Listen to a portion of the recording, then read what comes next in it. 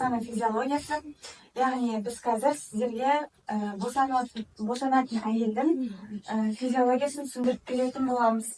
Бізде босану деген ол физиологиялық құбылыс. Бұл кезеңде жатырдан ұрық, бала жолдасы қағанақ сумен бірге босану жолдарынан ығыстырып шығарылады. Нәресте басының төмен түсуімен және бассейнгі фаза басталады.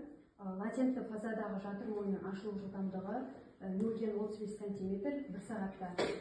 Белсенді фаза күші үш түрлі болады: әлсіз, орташа және күшті. Босанудың басында толғақ 15-20 минут сайын қайталанып, біртіндеп жиілейді. Босанудың бірінші кезеңінің ағымында латентті, белсенді және бәсіңкі фазаны ажыратады.